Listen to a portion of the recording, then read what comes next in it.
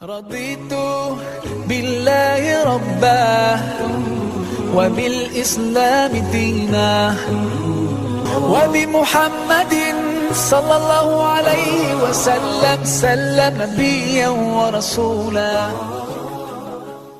അസ്സലാമു അലൈക്കും വറഹ്മത്തുള്ളാഹി വബറകാതുഹു. ഹജ്ജിന്റെ അകപ്പൊരുൾ 4. തവാഫ് കഴിഞ്ഞു, ഇനി സഅയാണ്. സഫയെ ലക്ഷ്യമാക്കി നമ്മൾ സഅയ് ചെയ്യാൻ വേണ്ടി പോവുകയാണ്. സഫ മർവയ്ക്കിടയിലുള്ള 7 നടത്തമാണ് സഅയ് എന്ന് നമുക്കറിയാം.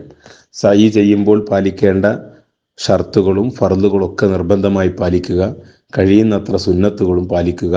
അങ്ങനെ സഅയ് മനോഹരമാക്കാൻ ശ്രമിക്കുക. അതോടൊപ്പം ലക്ഷക്കണക്കിന് അമ്പിയാക്കൾ, ഔലിയാക്കൾ, സ്വഹാബികൾ, ഹബീബായ സല്ലല്ലാഹു അലൈഹി വസല്ലം തങ്ങളൊക്കെ സഅയ് ചെയ്ത ആ ഒരു ഏരിയയിലൂടെ തന്നെ സഅയ് ചെയ്യാൻ നമ്മൾ നോക്കുക.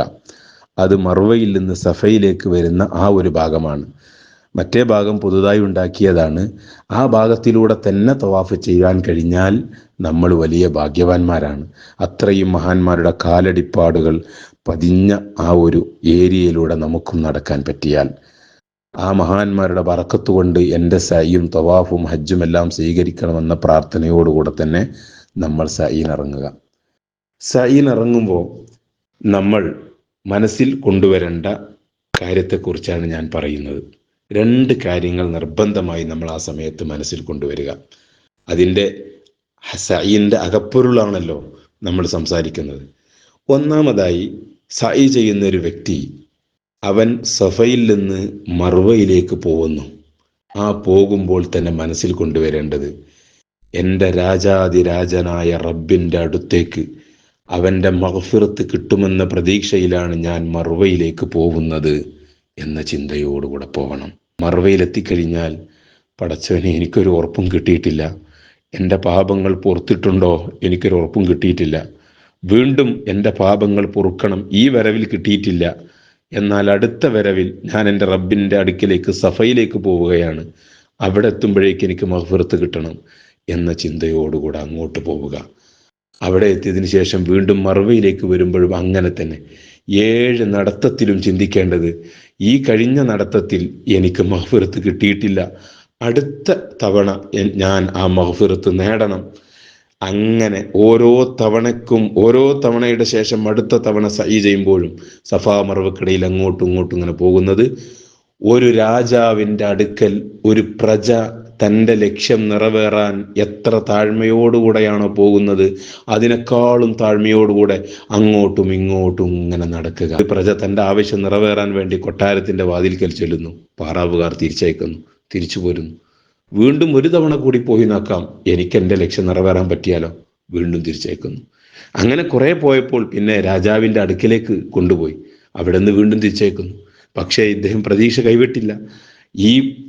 ഈ കഴിഞ്ഞ പോക്ക് കൊണ്ട് എനിക്ക് ഒന്നും നേടാൻ കഴിഞ്ഞില്ലെങ്കിൽ അടുത്ത പോക്കിൽ ചെറിയൊരു പ്രതീക്ഷയുണ്ട് എന്ന് പറഞ്ഞ് ഓരോ തവണയും അടുത്ത പോക്കിൻ്റെ പ്രതീക്ഷയിൽ മനസ്സ് വെച്ചുകൊണ്ട് രാജാവിൻ്റെ അടുത്തേക്ക് പോകുന്നവനെ പോലെ റബ്ബിൻ്റെ സവിധത്തിലേക്കുള്ള നടത്തമാണ് ഓരോ സഅയും എന്ന് നമ്മൾ മനസ്സിലാക്കുക. സഫയിൽ നിന്ന് മർവയിലേക്ക് പോകുമ്പോൾ ഞാൻ എൻ്റെ റബ്ബിൻ്റെ മഗ്ഫിറത്ത് പ്രതീക്ഷിച്ചുകൊണ്ടാണ് പോകുന്നത്.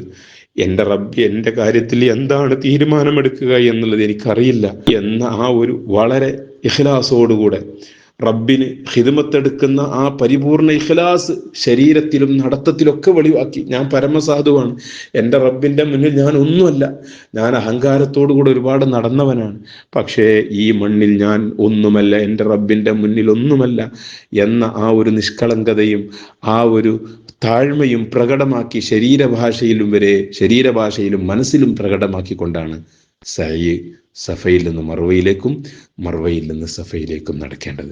ഇതാണ് നമ്മൾ സഅയ് ചെയ്യുമ്പോൾ മനസ്സിൽ കൊണ്ടുവരേണ്ട ഒന്നാമത്തെ കാര്യം. രണ്ടാമത്തെ കാര്യം ഇമാം ഗസാലി റളിയല്ലാഹു അൻഹു പറയാണ്, വൽയതദക്കറ ഇൻദ തറദ്ദുദിഹി ബൈന സഫാ വൽ മർവ തറദ്ദുദഹു ബൈന കഫത്തൈൽ മീസാൻ ഫി അറസാത്തിൽ ഖിയാമ. സഫാ മർവക്കിടയിൽ നടക്കുമ്പോൾ നാളെ ഖിയാമത്ത് നാളിൽ എൻ്റെ നന്മയും തിന്മയും തൂക്കുന്ന ഒരു സന്ദർഭമുണ്ട്. വലിയ ഒരു മീസാൻ തുലാസ് കൊണ്ടുവന്ന് ഒരു തട്ടിൽ എൻ്റെ നന്മയും മറ്റൊരു തട്ടിൽ എൻ്റെ തിന്മയും വെക്കുകയാണ്. ആ 2 തട്ടുകൾക്കിടയിൽ ഒരുപാട് ദൂരമുണ്ട്. അങ്ങനെ അവൻ്റെ നന്മയുടെ തട്ടിൻ്റെ അടുത്തേക്ക് വന്നു നോക്കുന്നു. പടച്ചവനെ, എൻ്റെ നന്മ വളരെ കുറവാണ്. വേഗം അവൻ തിന്മയുടെ തട്ടിൻ്റെ അടുത്തേക്ക് ഓടുന്നു. അവിടെ നോക്കുമ്പോൾ തിന്മ വളരെ കൂടുതലാണ്. ബേജാറാവുകയാണ്. റബ്ബിൻ്റെ റഹ്മത്തും മഗ്ഫിറത്തും കിട്ടുകയല്ലാതെ ഒരു രക്ഷയില്ല. എൻ്റെ റബ്ബ് കനിഞ്ഞരുളുകയല്ലാതെ മറ്റൊരു രക്ഷയില്ല. വീണ്ടും എന്തെങ്കിലും ഒരു നന്മയുണ്ടോ എന്ന്, നന്മ കൂടിയിട്ടുണ്ടോ എന്ന് പ്രതീക്ഷിച്ച് നന്മയുടെ തട്ടിൻ്റെ അടുത്തേക്ക് വീണ്ടും ചെല്ലുന്നു. അവിടെ എത്തിയപ്പോൾ നന്മ കൂടിയിട്ടില്ല. ബേജാറായി വീണ്ടും ഇങ്ങോട്ടും ഓടുന്നു. അങ്ങനെ അങ്ങോട്ടും ഇങ്ങോട്ടുമുള്ള ആ ഒരു പോക്ക്, അതാണ് സഫാ മർവക്കിടയിൽ പോകുമ്പോൾ നമ്മൾ മനസ്സിൽ കൊണ്ടുവരേണ്ടത്. അങ്ങനെ നമ്മുടെ നന്മയും തിന്മയും ആലോചിച്ച് റബ്ബിൻ്റെ അടുക്കൽ ഇനിയും ഒന്നുകൂടെ ചെന്നാൽ ചിലപ്പോൾ എനിക്ക് മഗ്ഫിറത്ത് കിട്ടിയേക്കും എന്ന് പ്രതീക്ഷിച്ചുകൊണ്ടാണ് സഫാ മർവക്കിടയിൽ നടക്കേണ്ടത്. ഇതൊന്നും നമ്മൾ മനസ്സിൽ കൊണ്ടുവരാതെ അവിടെയുള്ള ബിൽഡിങ്ങിൻ്റെ സൗന്ദര്യവും എ സിയുടെ തണുപ്പും മറ്റു ആളുകളൊക്കെ വീക്ഷിക്കാൻ നിന്നാൽ ഈ ഒരു ആത്മീയ പ്രഭാവമുള്ള ഒരു സഅയ് നമുക്ക് ചെയ്യാൻ കഴിയില്ല. ഈ രൂപത്തിൽ ചിന്തിച്ചൊരു സഅയ് ചെയ്താൽ, ആ സഅയ് ചെയ്തിറങ്ങുന്ന ഒരു മനുഷ്യൻ എത്ര നല്ല നിഷ്കളങ്കമായ മനസ്സോടുകൂടെ, പാപങ്ങളൊഴിഞ്ഞ മനസ്സോടുകൂടെയാണ് ആ മർവയിൽ നിന്ന് പുറത്തേക്കിറങ്ങുന്നതെന്ന് ആലോചിച്ച് നോക്കൂ. അള്ളാഹു എത്ര വലിയ ഭാഗ്യമാണ് അങ്ങനത്തെ ഒരു അടിമക്ക് കൊടുത്തിട്ടുള്ളത്. ആ രൂപത്തിൽ സഅയ് ചെയ്യാൻ അള്ളാഹു നമുക്ക് തൗഫീക്ക് നൽകട്ടെ.